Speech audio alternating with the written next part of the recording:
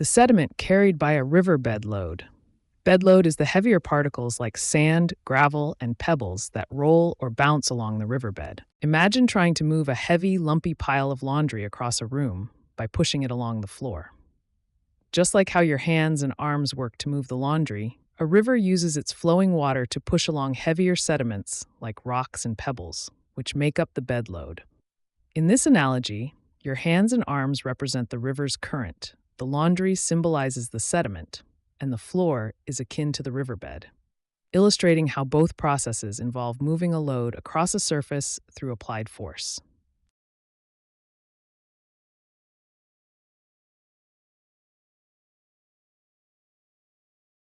A high ridge that separates two water drains. Drainage divide.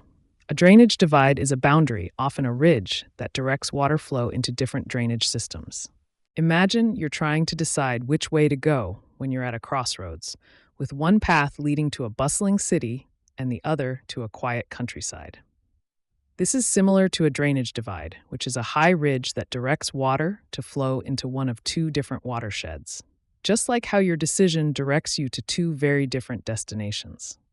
The crossroads is like the ridge, acting as the point of decision, where water or you must choose a path, ultimately determining the direction and final destination of the journey.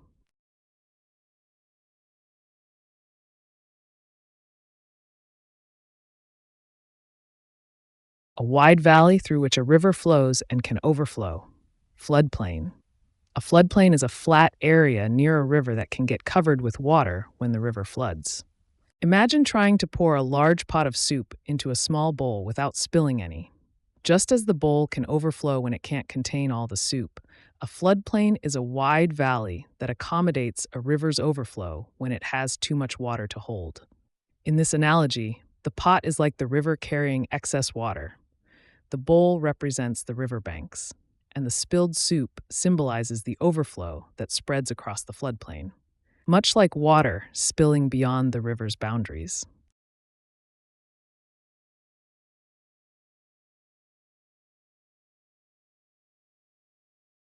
A land area from which water drains into a river system. Watershed.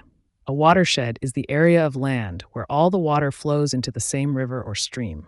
Imagine trying to gather all the toys scattered around your living room into a single toy box.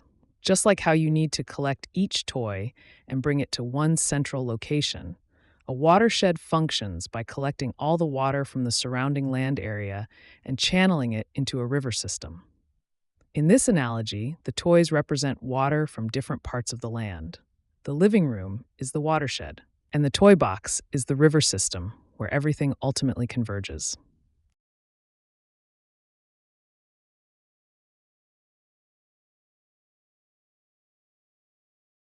A large mass of sediment deposited at the mouth of a river.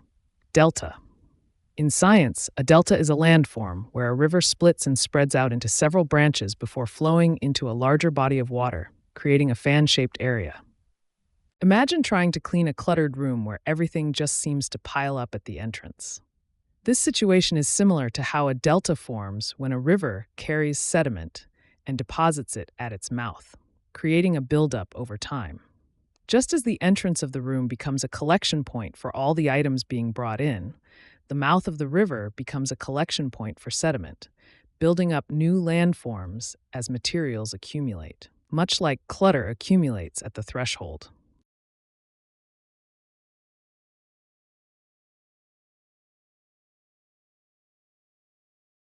An area of land that is periodically underwater. Wetland. Wetlands are natural areas where water covers the soil, creating a unique environment for plants and animals. Imagine trying to maintain a garden in a yard that occasionally floods after heavy rain. Just like the garden, a wetland is an area that is sometimes dry, but periodically submerged underwater. In both cases, the fluctuating water levels create unique conditions.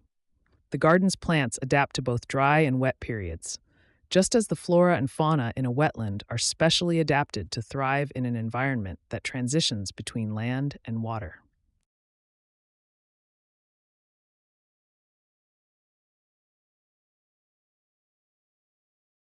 A water-containing underground layer of rock.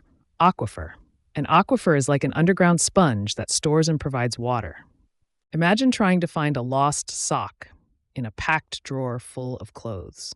Just like how you have to sift through layers of clothing to find that sock, an aquifer is like a hidden water source tucked away beneath layers of soil and rock underground. In both cases, the sock and the water are valuable resources that are concealed within layers, requiring some effort to reach, but are essential once found.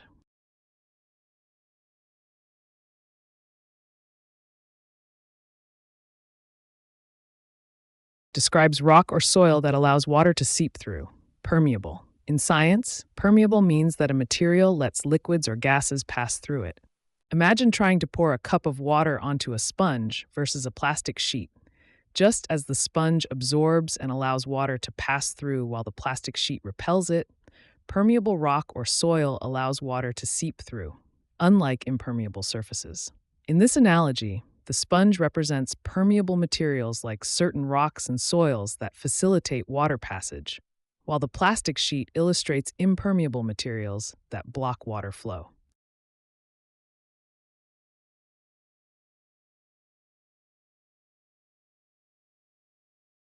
Does not allow water to pass through easily. Impermeable. In science, impermeable means a material that does not let liquids like water flow through it. Imagine trying to get into a concert without a ticket, only to be stopped at the entrance. This situation is similar to how an impermeable material behaves with water, as it acts like a barrier that prevents water from passing through easily. Just as the concert security ensures that only ticket holders can pass through, an impermeable surface ensures that water cannot penetrate, maintaining a strict boundary.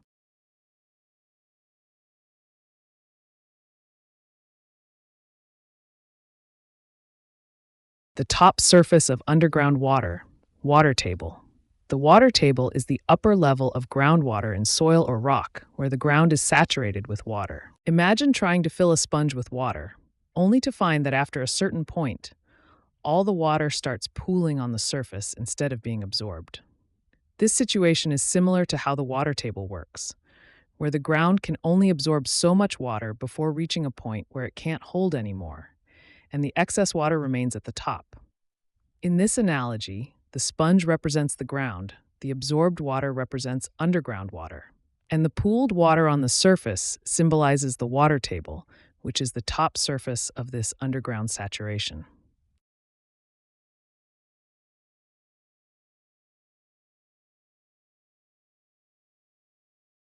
A layer of rock where all the spaces are filled with groundwater. Saturated zone. The saturated zone is the area underground where all the pores and cracks in the rocks are completely filled with water. Imagine trying to find a place to squeeze in one more pair of shoes in an already packed closet. This is similar to the saturated zone in geology, where every tiny space in a layer of rock is completely filled with groundwater, leaving no room for more. Just as there isn't a gap for another shoe in your closet, in the saturated zone, there's no space left for additional water, because every crevice and pore is already occupied by the existing water.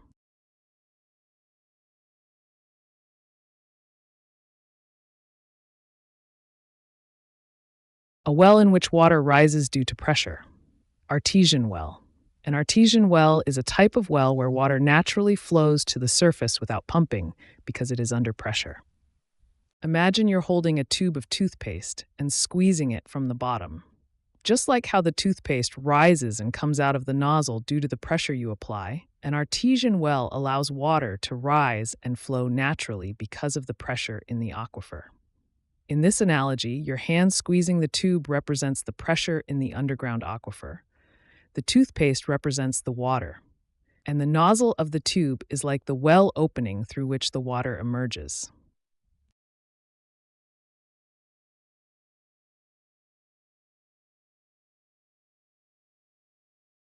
A hot spring that periodically shoots water and steam into the air. Geyser. A geyser is a natural hot spring that erupts with water and steam due to underground heat. Imagine you're trying to open a jar that's been tightly sealed for too long. The pressure inside the jar builds up until, with a twist, it finally bursts open, releasing a burst of air and aroma. Similarly, a geyser is like that jar, where underground heat causes water to boil, building up pressure until it finds an escape route, erupting dramatically with steam and water. Just as the pressure in the jar finds relief when opened, the pressure beneath the Earth's surface in a geyser finds its release by shooting upwards, creating a stunning natural spectacle.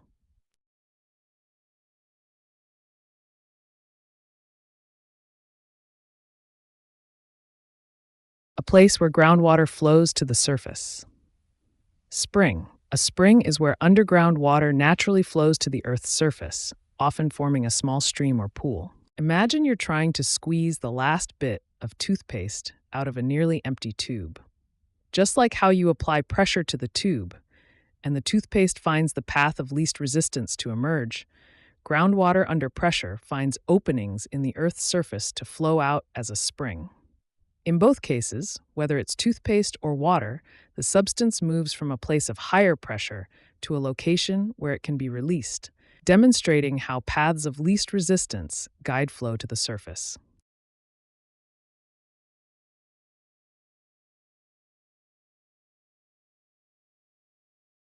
A path along which water flows, channel.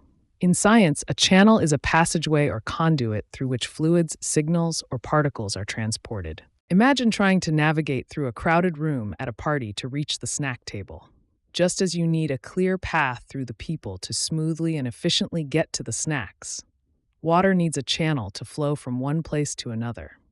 In this analogy, the crowded room is like a landscape. The people are obstacles like rocks or soil, and the channel is the clear path that allows water, like you, to move effortlessly from one point to another.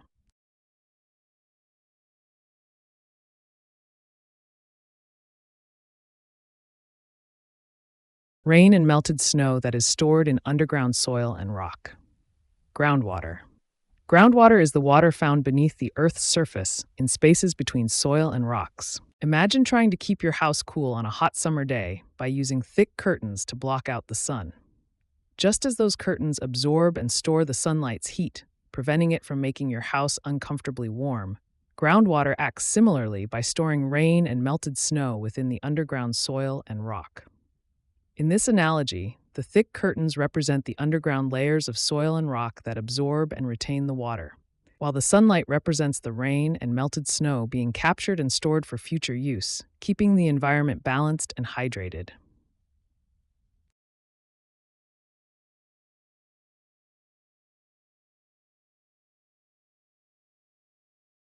The constant movement of water through Earth and its atmosphere by evaporation, condensation, and precipitation. Water cycle. The water cycle is the journey water takes as it changes form and moves from the ground to the sky and back again. Imagine you're trying to manage a wardrobe that's always overflowing with clothes, yet you can't seem to find the right outfit when you need it. This scenario is similar to the water cycle, where water continuously moves through its various stages, just like your clothes cycle through different states of being worn, washed, and stored. In both cases, there's a constant flow.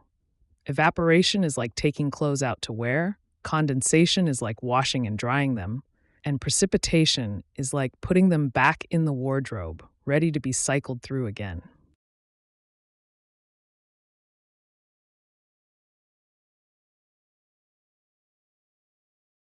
A stream that flows into a lake or river. Tributary. A tributary is a smaller stream or river that feeds into a larger one, contributing to its flow.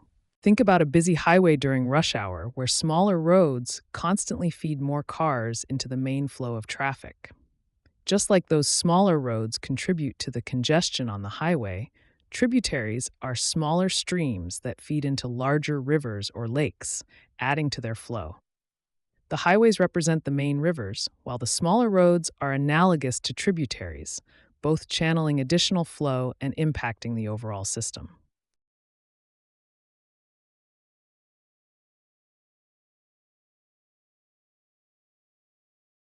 The process of dropping sediment by water or wind. Deposition. It is when particles carried by wind or water settle and accumulate in a new location. Imagine coming home with your hands full of groceries, and as you walk through the door, you automatically drop the bags on the counter. This is similar to how water or wind, after carrying sediment over a distance, comes to a stop and drops it in a new location. Just like you naturally deposit your groceries at a convenient spot when you no longer need to carry them, wind and water deposit sediment when they lose energy or the conditions change, leaving behind the materials they were transporting.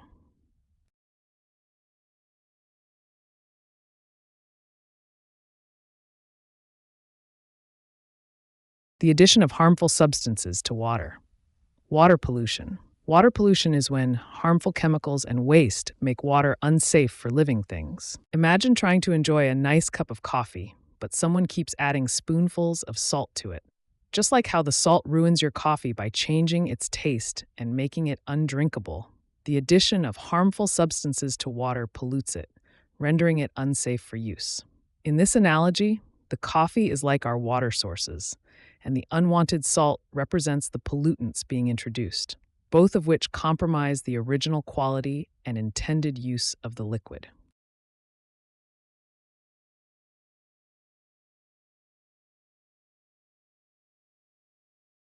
Pollution that comes from a specific source. Point source pollution. It is a type of pollution that originates from a single identifiable location, like a factory's smokestack. Imagine you have a leaky faucet in your kitchen that drips water constantly, creating a small puddle on the floor.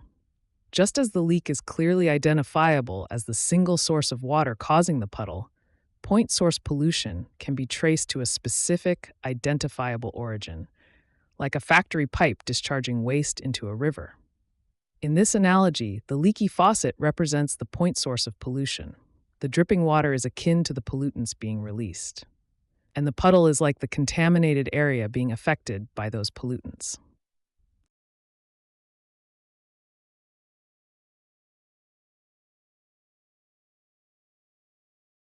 Pollution that comes from many sources.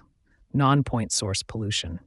It is pollution that originates from numerous widespread sources rather than a single identifiable source. Imagine trying to figure out why your home is getting dusty so quickly, despite regular cleaning. This is similar to non-point source pollution, where contamination doesn't come from a single place, but rather from many small sources that are difficult to pinpoint.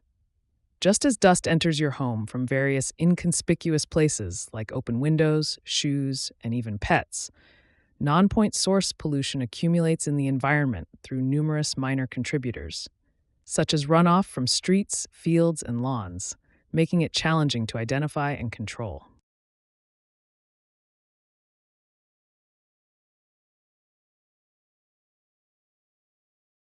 The process of supplying water to land to grow crops. Irrigation is the method of providing water to plants to help them grow when rainfall is insufficient. Imagine trying to keep your smartphone charged throughout the day without any access to a power outlet. Just as you need to find creative ways to keep your phone powered, perhaps by using a portable charger, farmers must ensure their crops receive a steady supply of water, even when rainfall is insufficient. In this analogy, the crops are like your phone that needs energy to function. And irrigation is akin to the portable charger that provides the necessary resources when natural sources, like rainfall or electricity from an outlet, are unavailable.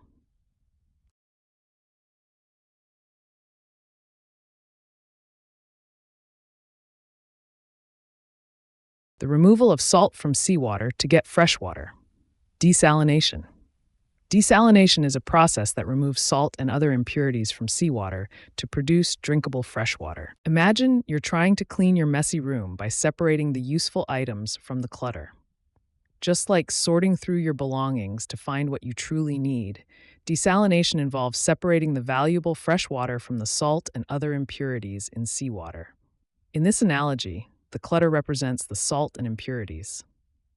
The useful items symbolize the fresh water, and the act of sorting is akin to the desalination process that filters out the unwanted elements to leave you with what you need.